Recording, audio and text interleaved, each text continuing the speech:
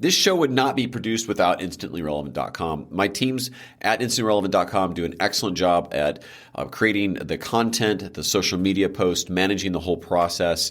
The systems we've built to help grow a business without brand-wrecking spam have been critical, and they're just so integrated into what we do here at Never Been Promoted. So if you have the same needs of growing a business online, through social media, through web, through email, check out InstantlyRelevant.com and see if they can help you as well.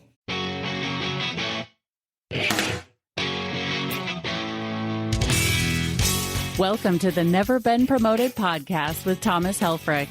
Get ready for a thrilling adventure as we uncover entrepreneurial journeys and life-changing business insights every week. And now your host, Thomas. Welcome to another episode of Never Been Promoted. Hi, I'm Thomas Helfrich, your host. I'm trying to get entrepreneurs of the world who have just started or want to get going lessons from other entrepreneurs so they can be better at being an entrepreneur, be better at life. And I do this through interviewing and talking with other entrepreneurs. And today I'm joined by the entertaining Justin Stevens, who is the founder of America's holding company. But honestly, he defines himself more as the guy who wants to be the water boy on a Super Bowl team. Justin, thank you for joining today. Thomas, I am honored to be here. This is going to be a lot of fun. We'll see how you assess yourself after the interview. It's going to be a tough one today. Life's hard.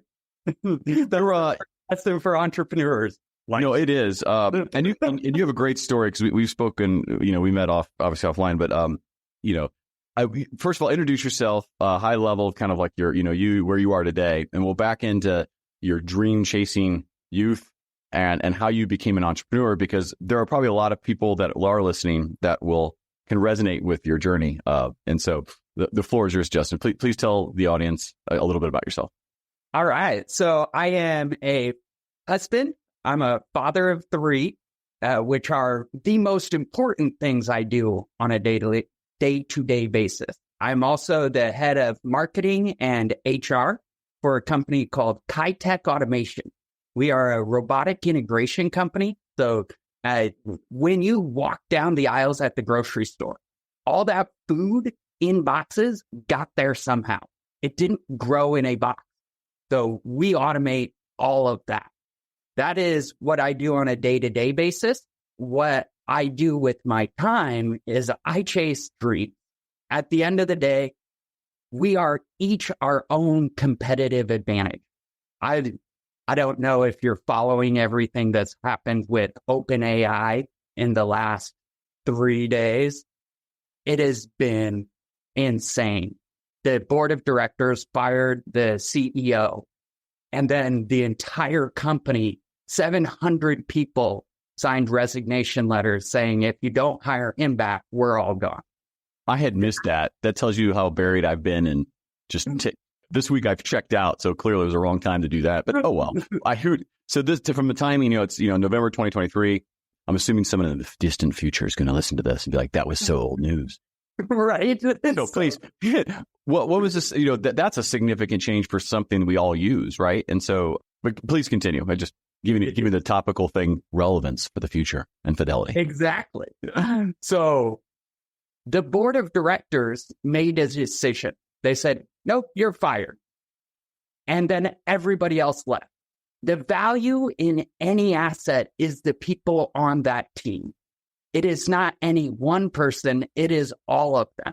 And so when I talk about chasing my dreams, I'm talking about the true value of time. And I don't believe our society has accounted for it. So that's everything I study is around time. How does business interact with time? I believe we live in two different worlds. We live in the real world where I'm in Boise, Idaho right now. You're wherever you happen to be. I'm in your basement. Oh my God. So we live in these two worlds, but we're connected through the virtual world. And they're very separate. Anything that happens on a computer is happening in the virtual world, which is thrown off the value of time.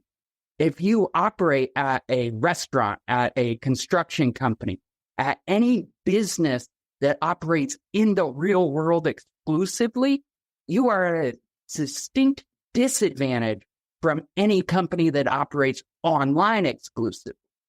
And so that's one of the things I look at on my journey is how do these worlds interact, right?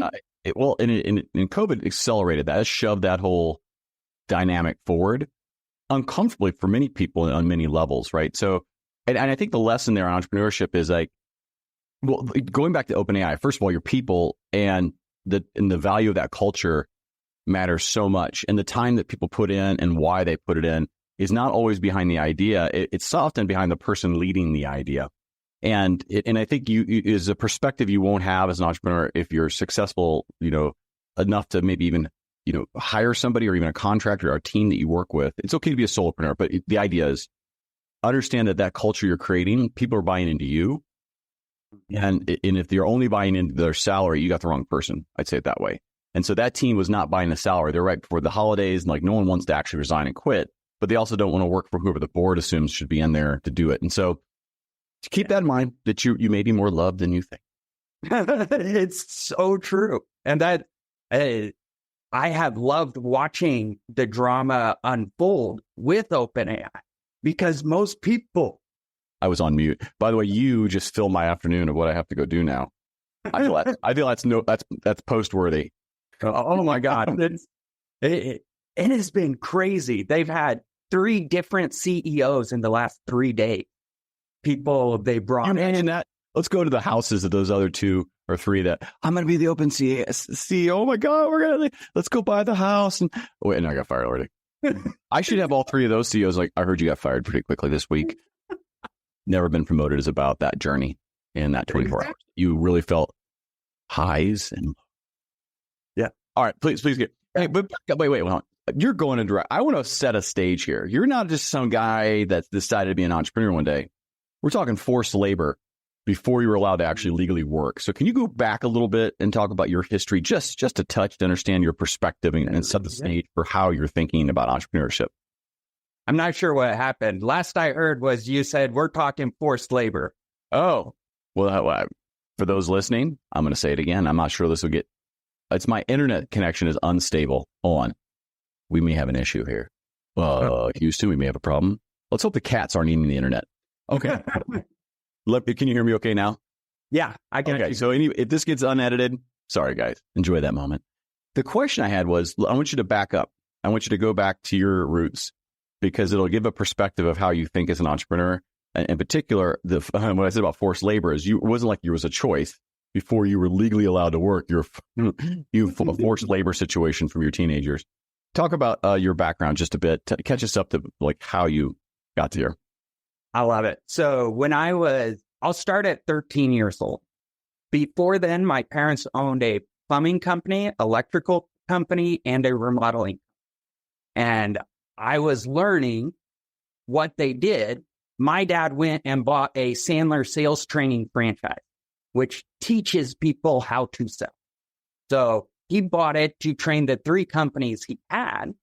I ended up going through sales training 2 hours every Wednesday morning between 8th and 9th grade with a room full of business owners, full of sales professionals, full of people who are out in the world living life, not learning in school.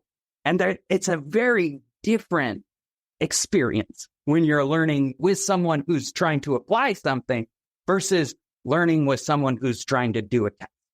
Does that resonate? It does, because it helps set at the stage of kind of like, it's not that you went out and hated corporate world or whatever else. You came in probably wanting nothing more to do with family business and be like, oh my gosh. But the same motion and feeling I think applies. And so the takeaway I'm trying to give with the entrepreneurs, if you've grown up in a entrepreneurial type family or somebody who've worked for themselves and you're in that business, the first thing you want to do is probably exit that business and go do your own thing.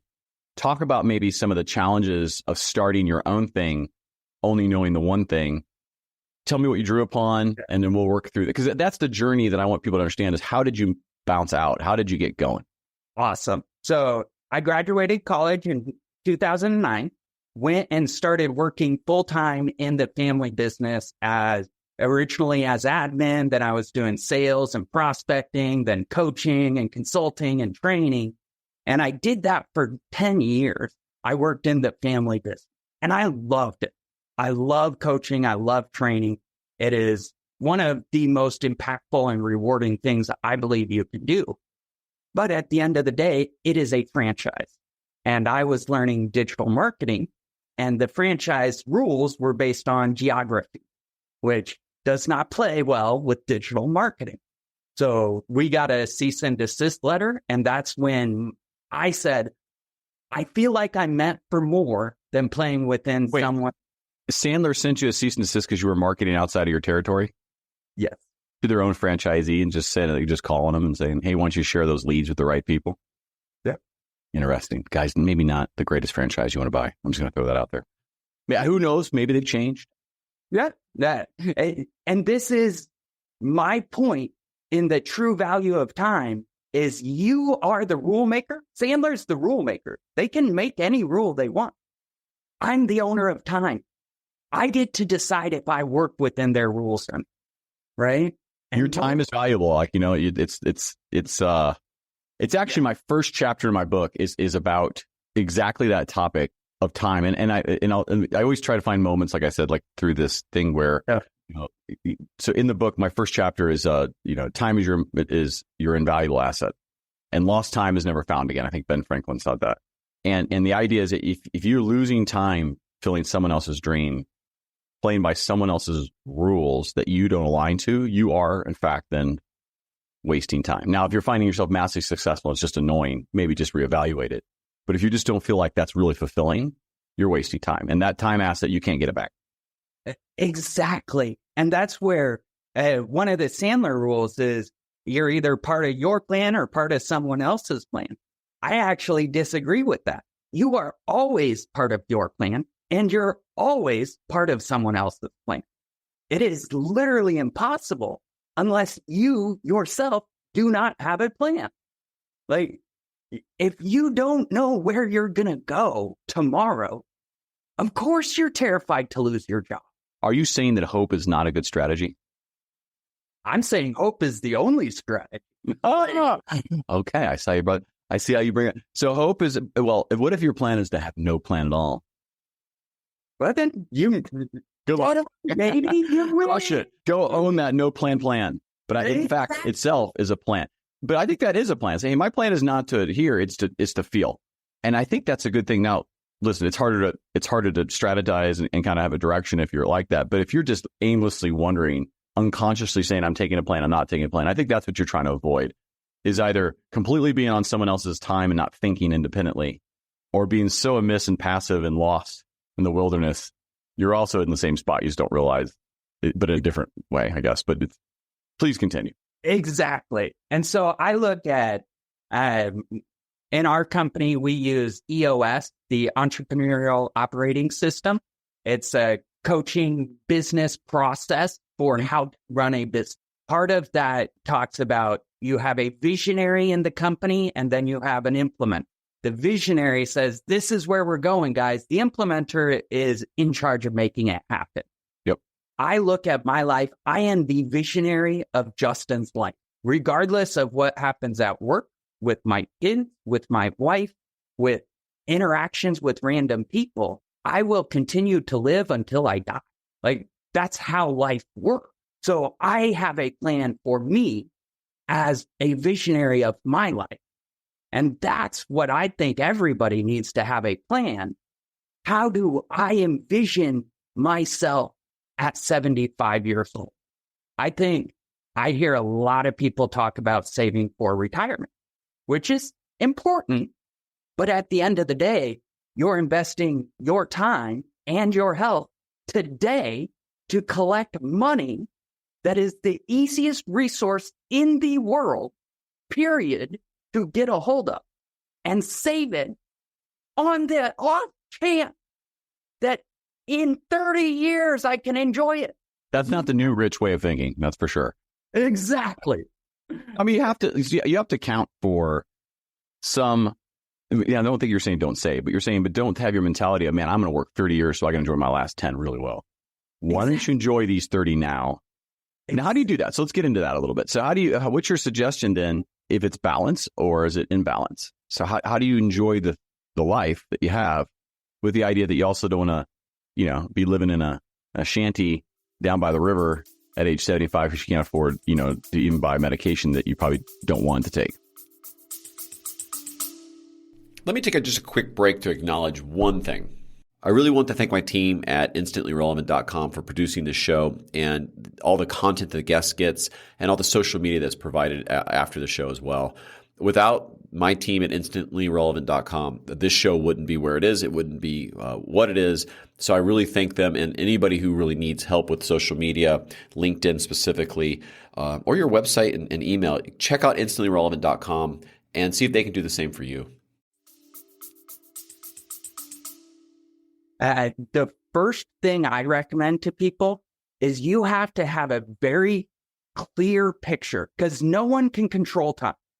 We are all time travelers together, right? I own my time, but we, Thomas and Justin, are sharing our time right now, right? Great. Yeah. So you own your own time. If you don't have a strategy for what your life will look like when you're 75, how can you make that life happen today? And so it's about having a picture. What is the outcome? Where do I want to be when I'm 70? Because I'll tell you, when I'm 75, I'm going to care about the nights I spent sitting on the couch watching my kids play Lego. I'm going to care about the nights we went to McCall and had a little vacation. I'm not going to care about the sales calls. I'm not going to care about the podcast. That's all irrelevant. I'm hurt. Part of what gets you where you want to be. So what I encourage people to do, first, envision what do you not have today that you need? And I think that's a question not enough people have. And that you're not talking about physical or it's more of, what don't you have? Is it memories? Is it? Yeah. So it's interesting. So the reason for the sales call or podcast or whatever it is for the intent of collecting a resource, which is usually money. Then you get some other ancillary things, friendships, new relationships. Those are kind of things that come along with it. And I think those things are things that become important later in life. And so that's the currency that people maybe devalue chasing the current need of money, is that they're not valuing the long-term ancillary things that come along with your time, which is the interactions, the relationships, and other things like this. So I think the takeaway is leverage your time enough to get the resources you need to really enjoy people in your life, the connections you make, and with an eye that, if I want to be 75 and healthy, then stop drinking, work out more, right? For example, and I'm, I stopped drinking about 3+ months ago. Not because I'm an alcoholic, not because I went through some program, but just on a Friday, I was like, I'm kind of bored and done with this.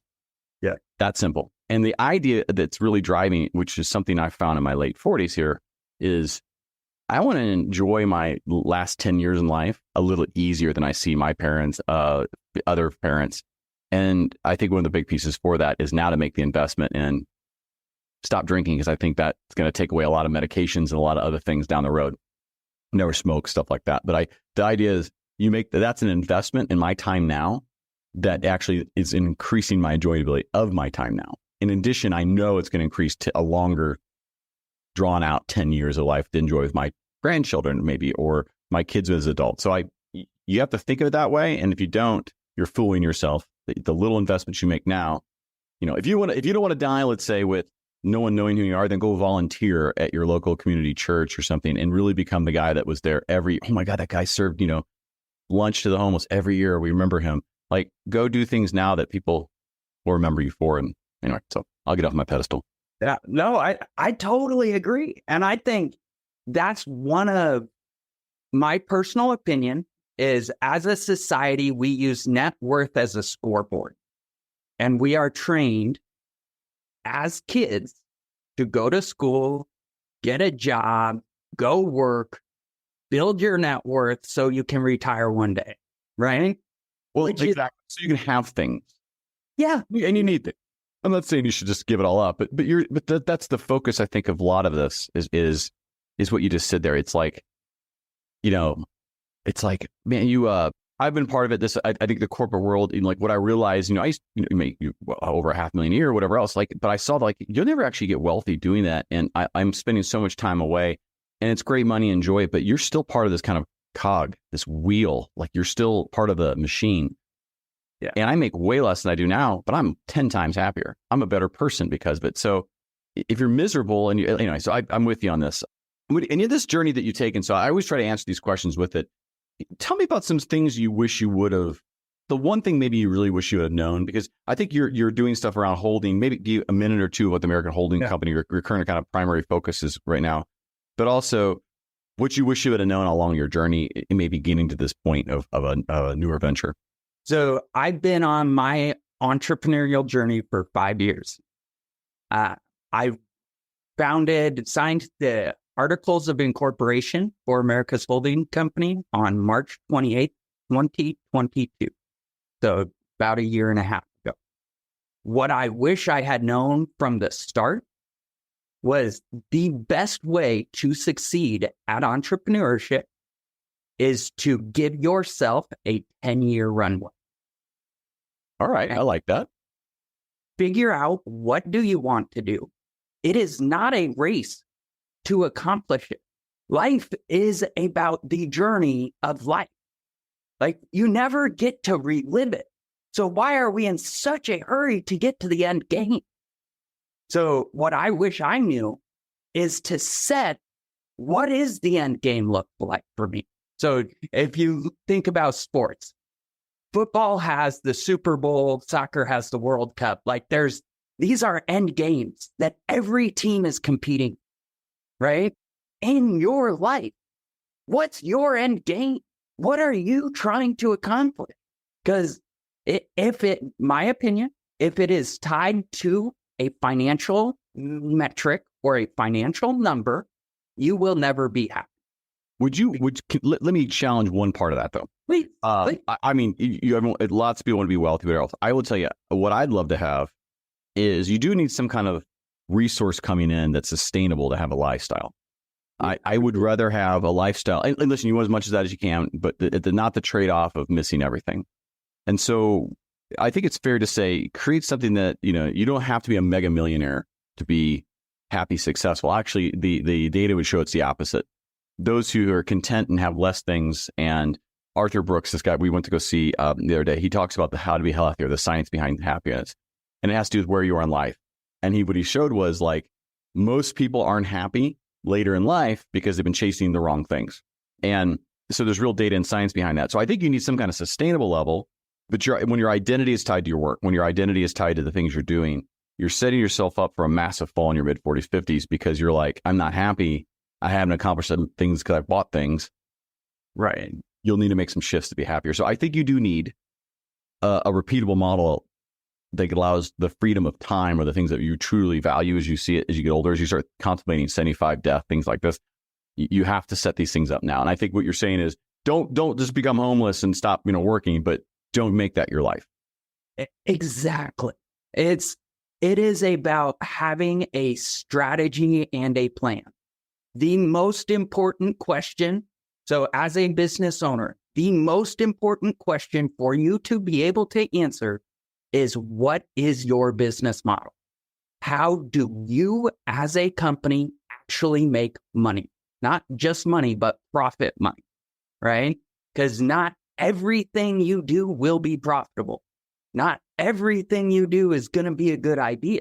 And it's going to take time to figure out what that is. And trust me, I have failed so many times on my journey. And I promise you, I'm not done failing because I'm not happy where I'm at. Well, maybe dive into that. So maybe, not to step on you there, but one of the questions asked is the pivotal moments. I don't look at it as failure. I look at it as a plan of direction. You're I don't think that bearing was quite cracked. And so sometimes you abandon the route completely, right? But other times it's just more of, I need to tweak it this way. I should say it this way. Talk about maybe your, pivotal moments and throw in there, I wish I wouldn't have done this.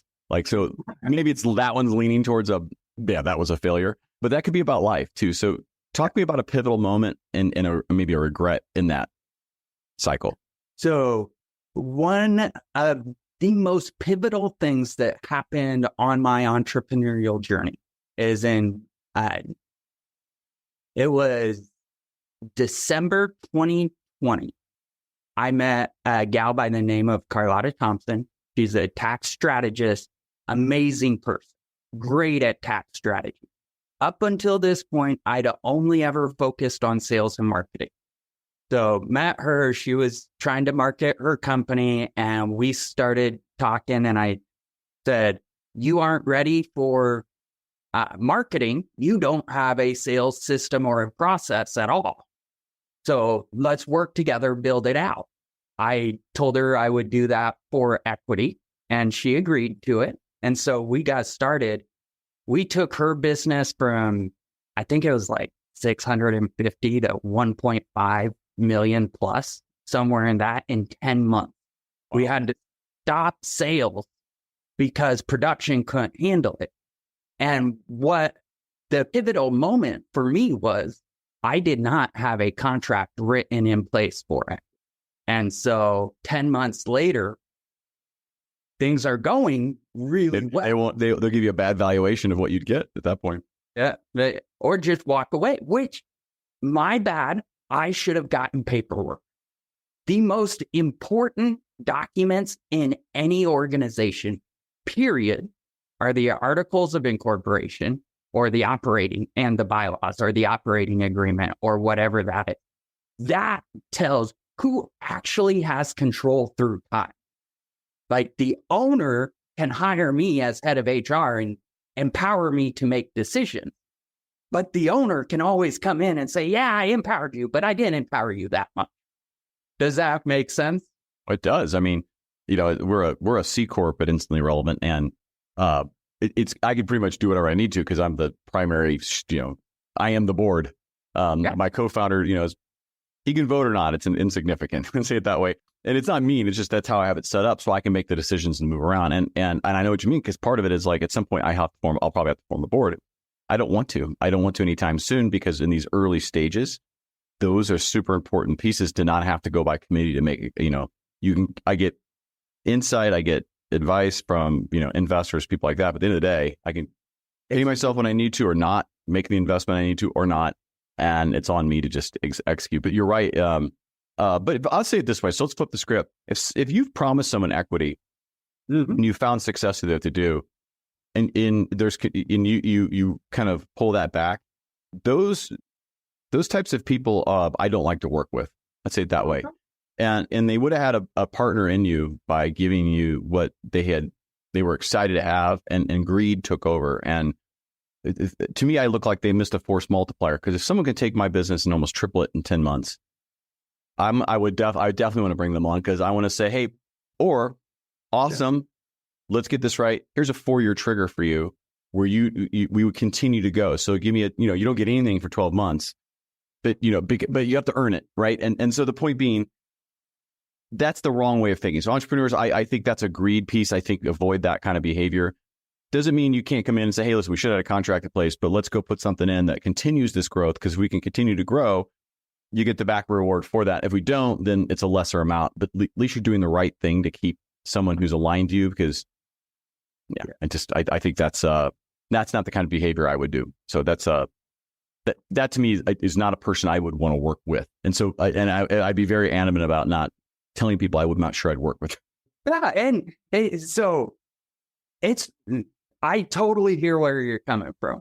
I look at it as my fault. I could have pushed paperwork. I could have gotten everything ironed out earlier.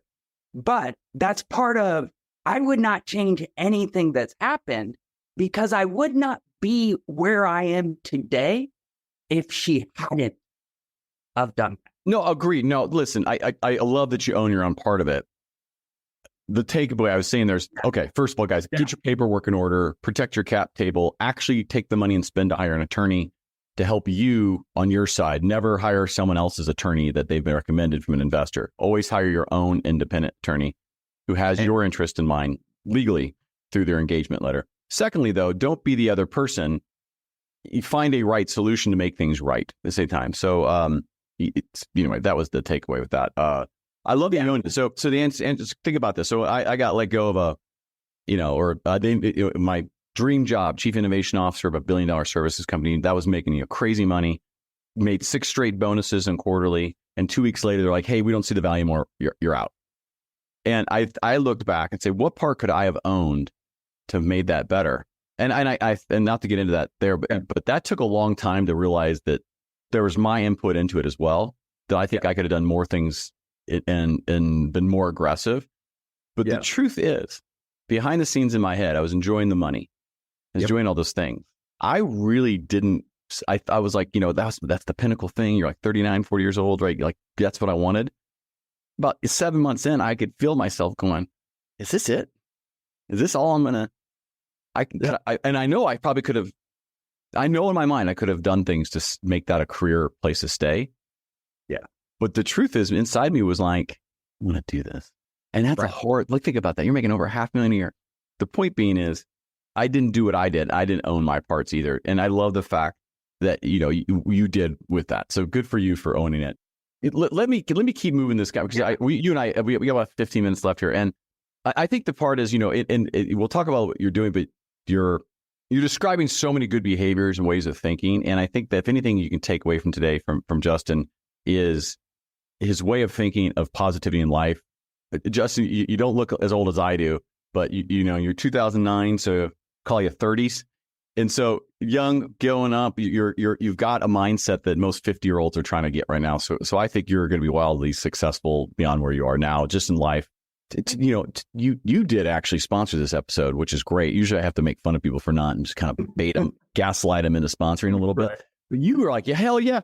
Can you take a moment and just do a plug for one of your ventures and tell people why they should get a hold of you, and to take a minute or so to just talk about and actually everybody listen up. Listen to what he's doing now. This is actually pretty cool. So I believe the team you invest your time on is the most important team and decision you make on a daily basis. And everything I do centers around how can I build a bigger team? And it centers around collecting and redistributing the wealth of an organization through ownership. So I look at it a lot like a labor union. In a labor union, your employees participate and the company participates, and you get something out of it. So America's Holding Company is designed, individuals can sign up. It's $27 a month for our annual Christmas ornament subscription program. You get a cool box. But the main thing you get is a picture frame. And this picture frame goes on your tree, and it is designed for you to put the most important thing that happened this year for you and your family and what's important to you. So every year in the future, when you're putting up your Christmas tree, you can see that. I've got these from years back where it's my daughter and us that when we had their birth, and those memories, that's what life is about. And so I'm trying to build a team where let's focus on taking care of each other.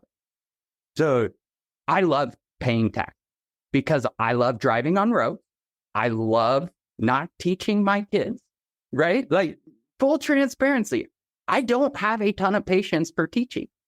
I love that I pay taxes and the government takes care of that. I love the police department, the fire department. All of these people are on our team, all of them. And that's why I think we need a better way to divide the pot and say, hey, we're on this team.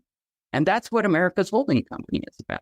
It is my idea on how we as a society, if we wanted to, see, the government comes up with tax laws, but that's not the only, full transparency. This is a tax system where you literally get ownership in the company that you're paying the tax to. And so that's what I'm doing with America's Holding Company. It's financed and backed by the employees of Tech Automation, and it's our ESOP. It's our employee stock ownership plan for our employees. But it's set up in a way where anyone in the US can be a part of it. I've got it. It's like a like-minded community that also has a benefit of ownership. Exactly. It's almost like a non-Web3, decentralized DAO, organization. Like a top, like it's what is a DAO? Yeah, I'm having a blank. Remember, it's like that, but not. But it's actually with more of like actually you have an ESOP when you do it, as opposed to some tokenization or something else. And the idea and the benefit is then community, like-mindedness. They learn from each other. They have resources available. I don't want to call it a marketplace, but trusted people to go interact with. I love it. Wait. So listen, how did they get a hold of you on that part? I go to americasholdingcompany.com and you can find all my social media links. At the end of the day, guys, the only reason you should subscribe is if you would like ownership in what I create with my time. Besides that, I would encourage you, follow me on social media, learn from me for free. I document and share everything because I believe education should be free, but you also get more out of what you invest in. So this is an education system that you can invest in order to get ownership out of it for you and your employee. Love it. You ready to do some hot seat? Let's do it, baby. I'm very transparent with this. I'm collecting data for future sponsorships. That's what I'm doing with this. But it's also interesting too, because I learned what other people like. And I think other people, it's good to hear what a majority of what our other entrepreneurs leverage in their day-to-day.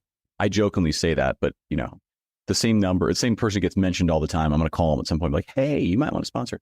All right, here we go. What is your favorite calendar scheduling technology? So I use a software called Go High Level, which has a ton of different softwares integrated into it. And calendar scheduling is one of them. That's great. So I'll assume that's on their CRM side, favorite CRM? Yep. They're using it for everything. Yeah. The name of the game, in my opinion, is simplification. Mm-hmm. And what tool can I solve the most problems with is the tool I want to use. And you're making a very good point here. So, and I will take this as a takeaway for anyone. I hear all kinds of answers to this question, of course, but not one technology is going to do it all, but one can get you about 80% there. Unless you have a very niche need, use that as much as possible. So easy, integrations, whatever you like. Go High Level, though, I think at this time in 2023 is a really nice choice if you have nothing. If you already have it. And so we use it for landing pages and other pieces coming up. But we personally, I don't even have a CRM. If anything, it's MailChimp, right? I think the idea is that CRM integration allows you a place to schedule, keep in contact, and you can email people. You can do your newsletter through that, I assume, right? All that stuff goes through there. What's your favorite business book? So I've thought about this question a lot because I love business books. It depends on what you're trying to accomplish. I think if you're an entrepreneur starting out, though, one of the most important books to read is Built to Sell by John Worthrow. So it's a business fable all about designing a business. Too many people, especially technicians, plumbers, contractors, people who are good at their craft, start a business without an actual design behind it. If you design your project, you need to start by designing your business. And I think take this note, whatever you do design before you start, everyone's got a plan until they're punched in the face. I think Mike Tyson said that or something like that. And so you're going to get punched in the face. Just know account for that in your plan, that you're going, oh, that didn't work. And if you keep getting punched in the face, do something different. All right. Favorite person you like to follow on LinkedIn, up and coming or just established, but who's a really good, who do you like to interact with besides Thomas Helfrich, of course?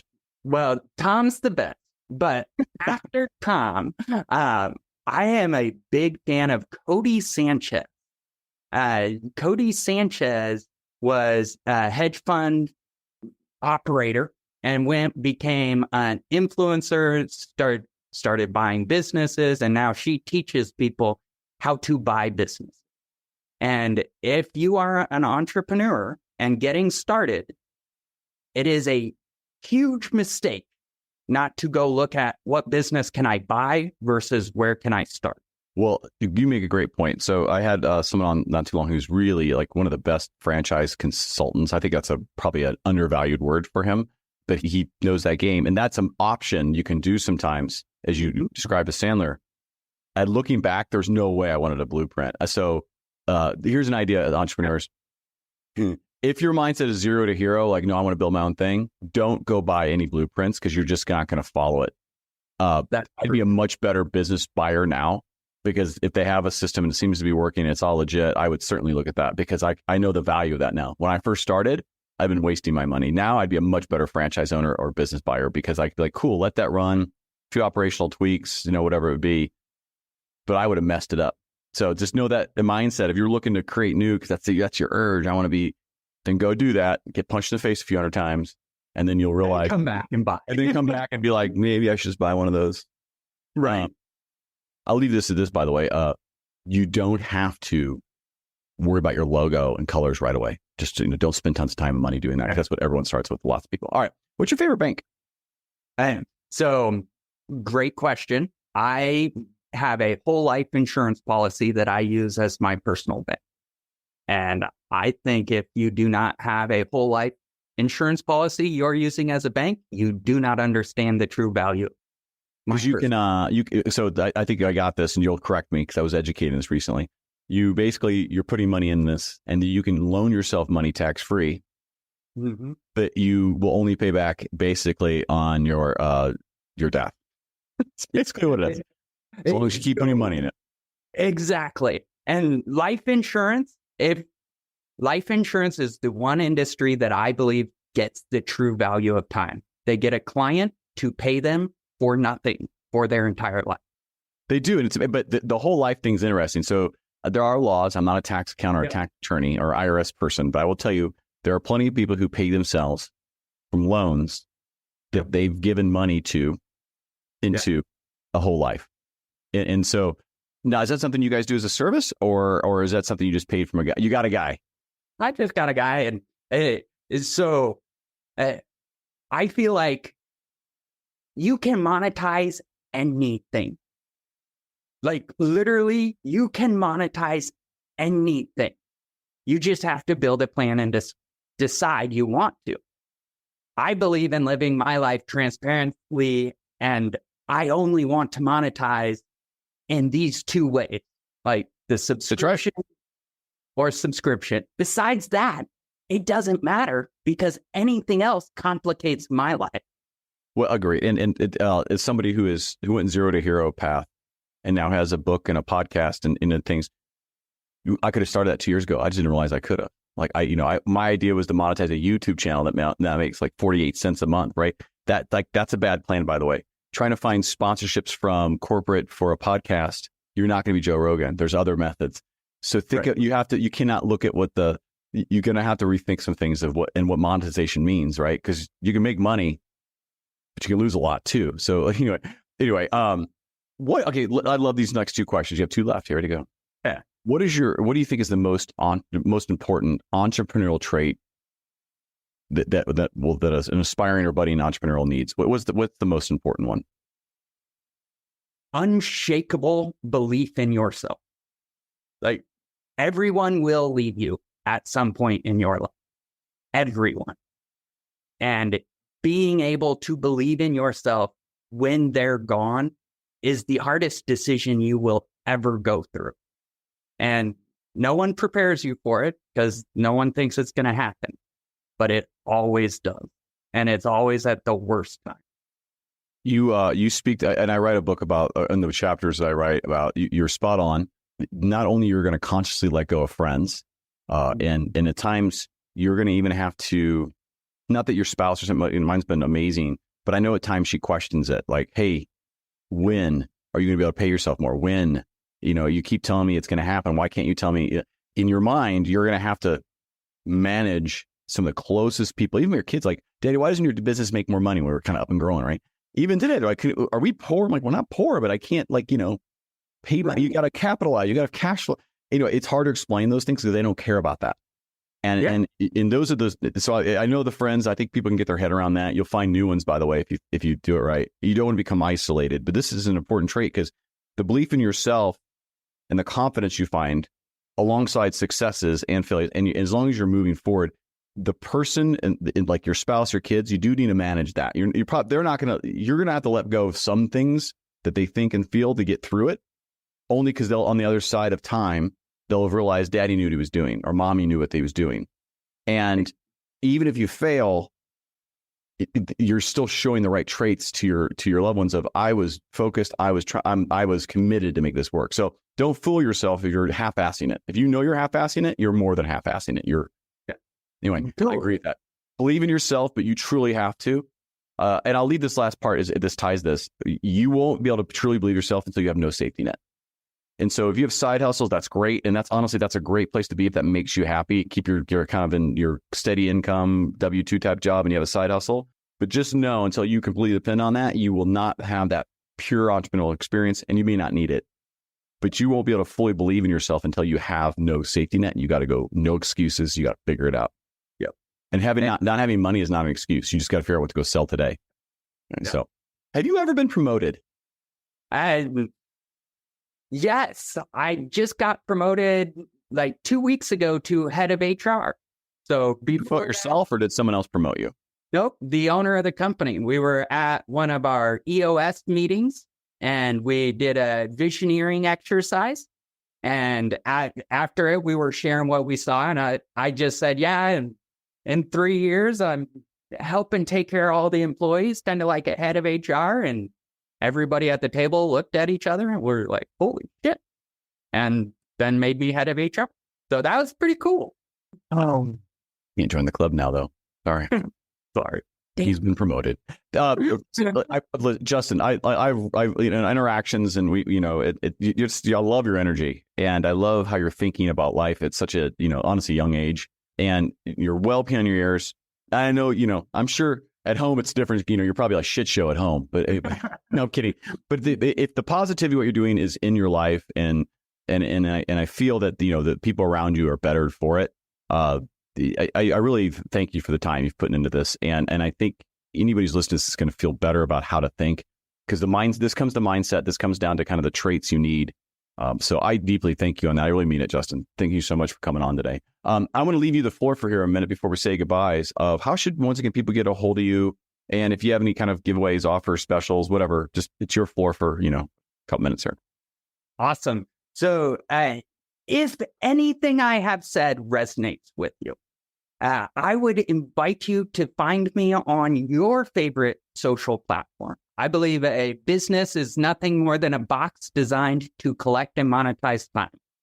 So social media, collect and sell your time through ads. I'm going to use their platform to deliver the same message across all platforms. So I'm trying to meet people where they are and show them and take them on this journey with me of creating change.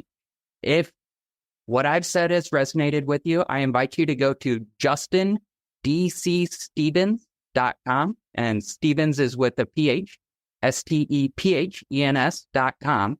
That's my personal blog where I wear these glasses. I've got video recording glasses I wear every day.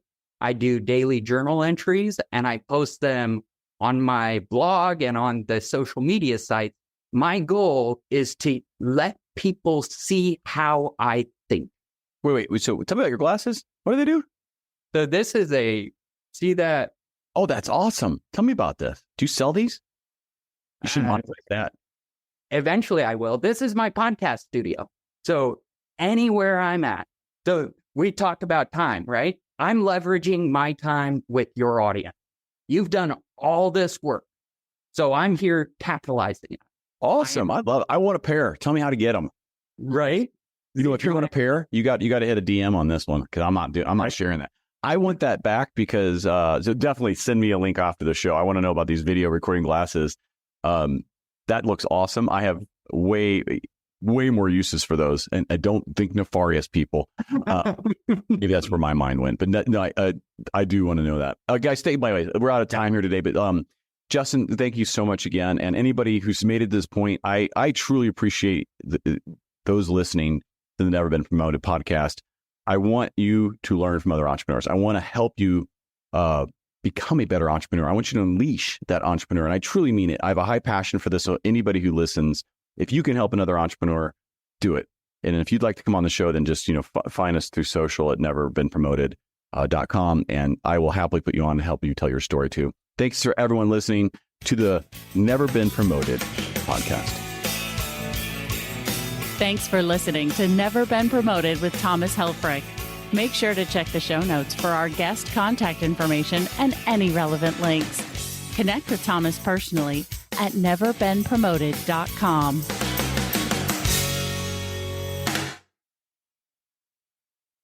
Thanks again to InstantlyRelevant.com for producing the show, all the social media, all the content, posts, articles, everything. Could not do it without you. InstantlyRelevant.com. Check it out. They're awesome. Once again, InstantlyRelevant.com.